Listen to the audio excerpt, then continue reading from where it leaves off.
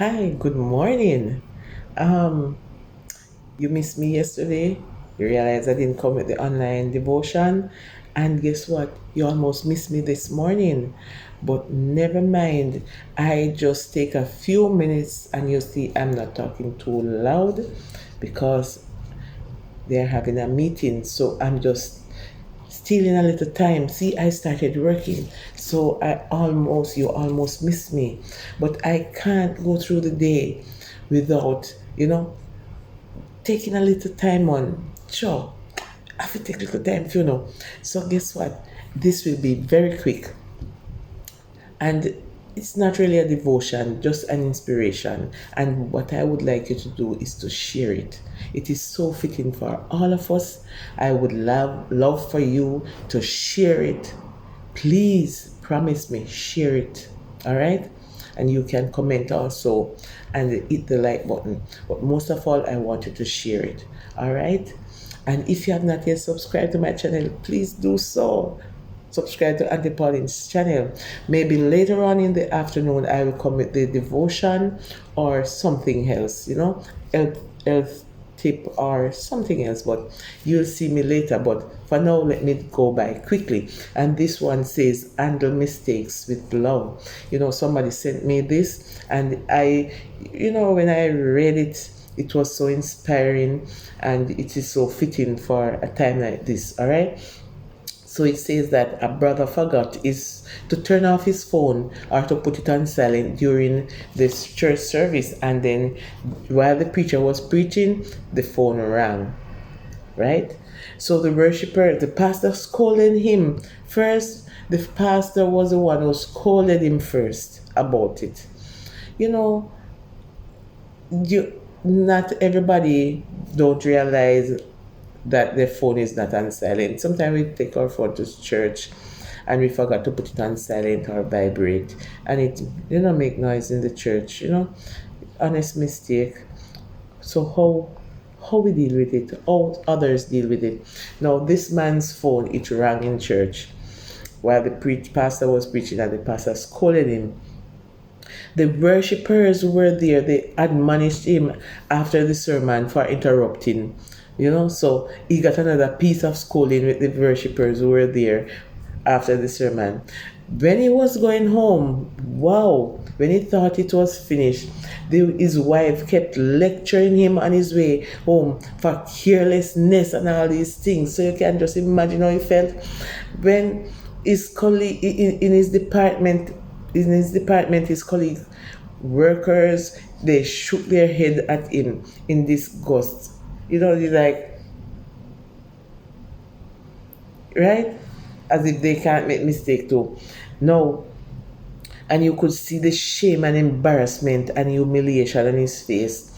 He never stepped foot in the church again after that service that day. That evening, where he go? He went to a bar. He was still nervous and he was still trembling after so many scolding and so many lecturing about the phone. He went into a bar and he was still nervous. When he went to the bar, he spilled his drink on the table, and the bottle fell by accident and splashed on some of the people in the bar. Oh Lord. So those people that the drinks touched, they rushed towards him. He closed his eyes, like he was expecting to get a bashing words or get some slap. But guess what? Instead, they cared to know if he did get any cut, because the battles break, and they wanted to know if he was okay and if the battle cut him and stuff like those. And guess what? The waiter apologized to him and even gave him a napkin to clean himself. The janitor, he came over and he mopped the floor that he spilled the drink on. The female manager offered him a complimentary drink because his drink threw away because the glass broke. So they offered him a complimentary drink. And she also gave him a huge hug and a peck. Or, by saying, don't worry, man. Who doesn't make mistakes? We all make mistakes. That was what the manager said. And guess what? Because of that treatment, he never stopped going to that bar. He never stopped going to that bar. And guess what? He stopped going to church. Because the people at the bar, they treat him better than the one in church. So listen to the lesson in this story. Sometimes our attitude as believers drives souls to hell. Or we can make a difference by how we treat people, especially when they make mistakes. Of course, if you cannot be a bridge to connect people, then do not be a wall to separate them. Wow. If you cannot be a light to brighten people's good deeds, then do not be the darkness covering their efforts. They are making some effort and you are gonna destroy them. If you cannot be water to help people's crops sprout, then do not be a pest destroying their crops. Ooh, some solid words here. If you cannot be a vaccine to give life, do not be a virus to terminate life. Wow. If you cannot be a pencil to write anyone's happiness, then try to be a nice eraser to remove their sadness. Wow. Man, we can always be each other's keeper. Let us resolve to keep the world and make it a better place. Yes, we can. It is easier to lose soul than to win souls. And that is so true. It's easier to lose them than to win them. It's hard work. Going out there, preaching to them, in convincing them that Jesus is Lord and He died for their sins. It is so hard to convince them that yes, you can do it. But guess what? When we do convince them, it's very hard. But when we do, let us try and keep them by saying kind words to them. And if they make a mistake, we have to correct them in love. Yes, we don't have to let them go on with their mistake and pretend as if we don't see it or as if they don't do anything that is wrong.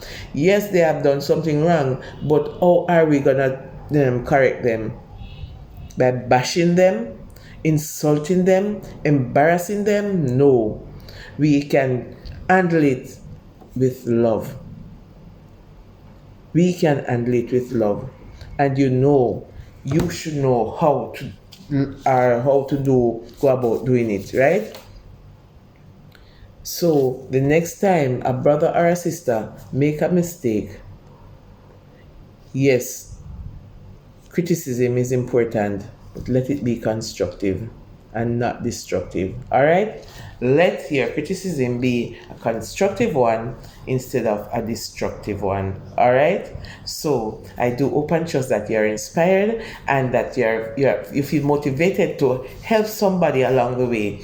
So what I would like you to do, again, I implore you to give me the thumbs up. Just touch it. Pow.